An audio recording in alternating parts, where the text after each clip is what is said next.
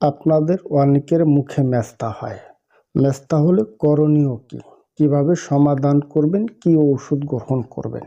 কিংবা মেস্তা থেকে মুক্তির উপায় কি? এ সকল বিষয় আপনারা জানতে চান। মূলত আপনাদের উদ্দেশ্য করে আজকের এই ভিডিওতে প্রথমে আলোচনা করব মুখে মেস্তা কেন হয়। দ্বিতীয়ত আলোচনা করব মেস্তা হলে এর সমাধান কি। আমরা প্রত্যেককেই বলি শারীরিক সৌন্দর্যের বহিঃপ্রকাশ হলো মুখ। মুখটা যদি দেখতে ভালো লাগে, নিজের কাছেও ফ্রেশ লাগে। মুখে মেস্তা হলে সাধারণত বাদামি কালারের ছোপ ছোপ দাগ পড়ে, স্পট পড়ে, দেখতে অসৌন্দর্য লাগে, নিজের কাছে বিরক্তির একটি কারণ হয়। মূলত মুখে যে মেস্তা হয় এটি কঠিন কোনো রোগ না বা ক্যান্সারের কোনো জীবাণুও নয়।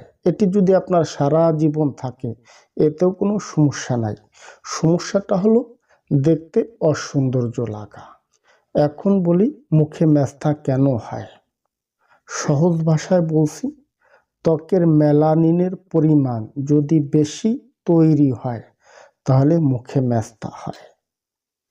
এছাড়াও অনেকগুলি কারণ আছে, যেরকম হরমোনের সমস্যা, থাইরয়েড গ্রন্থির সমস্যা, অনেকের আছে অনিয়মিত মাসিক, ধাতু ক্ষয়, ইরেগুলার পিরিয়ড, এ জাতীয় সমস্যা।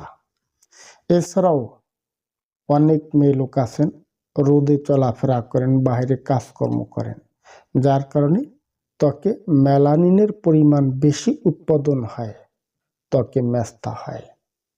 এমনকি গর্ভ অবস্থায় যদি মায়ের মুখে মেস্তা থাকে সেক্ষেত্রেও ছেলে সন্তানের মুখে মেস্তা হবে। এছাড়াও বংশগত প্রভাব, জিনগত কারণ, জেনেটিক ধারা থেকে মুখে মেস্তা হয়। একটি গুরুত্বপূর্ণ কথা শেয়ার করি, যে সকল মেয়ে লোক নিয়মিতভাবে জন্ম নিরোধক পিল সেবন করে এদের মুখে মেস্তা হয়, মুখটা কালো হয়ে যায়। এছাড়াও যে সকল মেয়ে লোক, এমনকি পুরুষ লোক ধূমপান করেন, ধূমপাই, নেশাগ্রস্ত, মাদকাসক্ত, রাত্রি জাগরণ বেশি করেন, এদের মুখে মেস্তা হয়। এছাড়াও মানসিক চাপ, রাতে ভালো ঘুম হয় না, শরীরে পুষ্টির অভাব, জিঙ্কের ঘাটতি, এ জাতীয় নানাবিধ সমস্যা থেকে মুখে মেস্তা হয়। এখন বলি আপনাদের যাদের মুখে মেস্তা হয়ে গেছে এর সলিউশন কি। নাম্বার 1 সলিউশন হচ্ছে আপনার ত্বকটা সবসময় পরিষ্কার করে রাখবেন।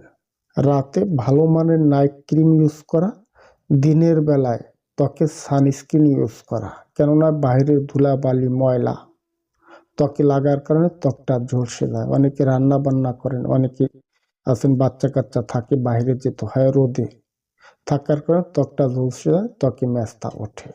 একটি তথ্য আপনাদের শেয়ার করি, আপনারা যারা বলেন যে ক্রিম ব্যবহার করছি মেস্তা শেষ, কিছুদিন গেলে দেখে আবার উঠতেছে, তার মানে ক্রিম মেস্তার জন্য আদৌ সমাধান নয়।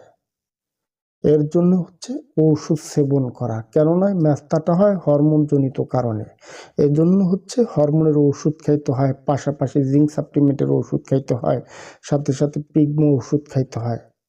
লক্ষণ অনুপাতে চিকিৎসা নিয়ে ঔষধ গ্রহণ করা একান্তভাবেই শ্রেয়।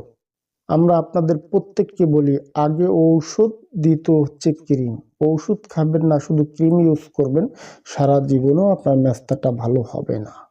মেস্তা ভালো হওয়ার জন্য প্রধান শর্ত হচ্ছে লক্ষণ অনুপাতে ঔষধ সেবন করা। যারা মেস্তার জন্য চিকিৎসা পদ্ধতি ও ওষুধ সম্পর্কে জানতে চান আমাদের ইনবক্সে নক করবেন, আমরা আপনাদেরকে সঠিক পরামর্শ দিতে সহায়তা করব। ধন্যবাদ, ভালো থাকবেন সবাই।